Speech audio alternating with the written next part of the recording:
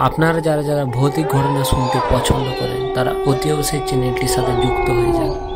চলুন এবার ঘটনা শুরু করি। নিজের চেম্বারে এতক্ষণ বিমর্ষ হয়ে বসেছিলেন ডক্টর সেন ওরফে ডক্টর হিমাদ্রি স্যার। কলকাতার নামকরা একজন সার্জন তিনি। আজ বিকেলের পর থেকে একটার পর একটা অপারেশন করে গেছেন, সবকটাই সফল, শুধু শেষের অপারেশনটা ছাড়া। অপারেশন টেবিলে মারা গেছেন পেশেন্ট, যে কিনা তার খুব কাছের বন্ধু কিজ্জলের স্ত্রী। সেই কারণে আরো বেশি ভেঙে পড়েছেন ডক্টর সেন। এমন সময় ডক্টর সেনের চেম্বারের দরজায় একটি টোকা পড়ল। কামিং। চেম্বারের দরজা খুলে একজন নার্স প্রবেশ করলেন ভেতরে।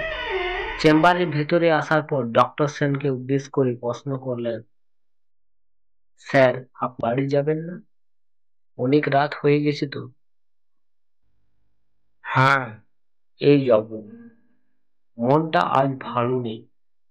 কি থেকে কি হয়ে গেল, বন্ধুর কাছে কি করে মুখ দেখায়। কথাটা বলেই চেয়ার থেকে উঠে পড়ল ডক্টর সেন।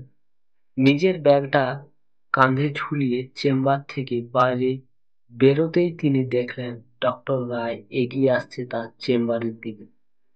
ডক্টর রায় তার থেকে বয়সে অনেক বড়।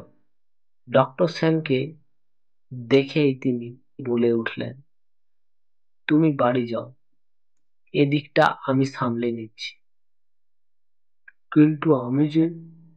ডক্টর সেন, তুমি এক নামকরা সার্জন, এইভাবে ভেঙে পড়া তোমাকে মানায় না। পেশেন্টের অবস্থা এমনিতেও ভালো ছিল না। বললাম তো তুমি যাও, আমি সামলে নেব। ডক্টর সেন আর কথা বাড়ালো না। আস্তে আস্তে এগিয়ে গেলেন লিফটের দিকে। লিফটে উঠে গ্রাউন্ড বটনটা চাপ দেওয়ার সাথে সাথে ডক্টর সেনের মুখের ভাব পাল্টে গেল। বিমর্ষ ভাবটা কেটে গিয়ে একটা ক্রূর হাসি ফুটে উঠল মুখের কোণায়। নিজে নিজেকে বাহবা দিলেন এতক্ষণ এত সুন্দর অভিনয় চালিয়ে যাওয়ার জন্য। আসলে এতদিন ধরে এই দিনটার জন্যই অপেক্ষা করেছিল সে আর তার বন্ধু কিজ্জল। অনেকদিন থেকে ডক্টর সেন আর কিজ্জল অঙ্গ পাচার চক্রের সাথে জড়িত ছিল। পিয়ালি যেদিন প্রথম জানতে পেরেছিল সেটা সেদিনেই তারা ঠিক করে ফেলেছিল ওকে শেষ করে দেবে। তারা দুজনেই চেয়েছিল কাজটা এমন ভাবে করতে যাতে কেউ সন্দেহ না করতে পারে তাদের। তাই এরপর কয়েকদিন টানা পিয়ালির সামনে অভিনয় করে গিয়েছিল কিজ্জল। কাজেই চট করে কিজ্জলকে বিশ্বাস করে ফেলে পিয়ালি। কিন্তু তারপর থেকে এতদিন ধরে পিয়ালির শরীরে একটু একটু করে বিষ প্রয়োগ করে গেছে কিজ্জল। কখনো খাবারের সাথে, কখনো জলের সাথে মিশিয়ে দিত সেই বিষ। আস্তে আস্তে পিয়ালি অসুস্থ হতে শুরু করে। ব্যাস, তারপরে বাকি কাজটা শেষ করলো ডক্টর সেন। কেউ সন্দেহ করবে না ওদের। পুলিশের চোখে ধুলো দেওয়ার জন্য ডক্টর সেনের ডাক্তারি বিদ্যায় যথেষ্ট। কথাগুলো চিন্তা করে একটা শয়তানের হাসি হেসে উঠল ডক্টর সেন। ঠিক এমন সময় একটা প্রবল ঝাঁকুনি দিয়ে থেমে গেল লিফটটা।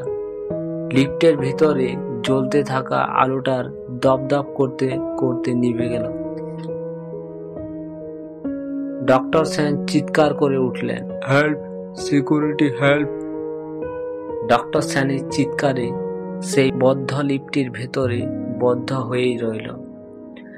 প্যান্টের পকেট থেকে মোবাইলটা বের করে ফ্ল্যাশ লাইট জ্বলাতে চমকে উঠল ডক্টর সেন। এ কাকে দেখছে সে? হয়তো পিয়ালি ঠিক তার সামনে দাঁড়িয়ে। অপারেশনের সময় যে পোশাক পরানো হয়েছিল পিয়ালিকে, সেই পোশাকেই দাঁড়িয়ে আছে সে।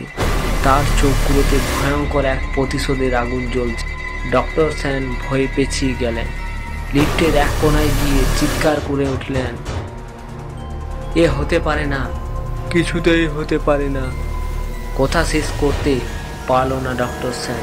তার আগে পিয়ালি চেপে ধরল তার গলা। নিঃশ্বাস বন্ধ হয়ে যাচ্ছে, ছটফট করছে ডক্টর সেন, তাও পিয়ালি ছাড়ছে না তাকে। পিয়ালির হাত দুটো ক্রমশ আরো শক্ত হয়ে চেপে রয়েছে তার গলায়। আস্তে আস্তে ছটপটানি থেমে গিয়ে মাটিতে লুটিয়ে পড়ল ডক্টর সেনের মৃত শরীরটা, আর মিলিয়ে গেল পিয়ালির আত্মা। ঠিক সেই সময় আবার লিফটটা চলতে শুরু করলো, আর সাথে সাথে লিফটের আলোটা দপ করে জ্বলে উঠল।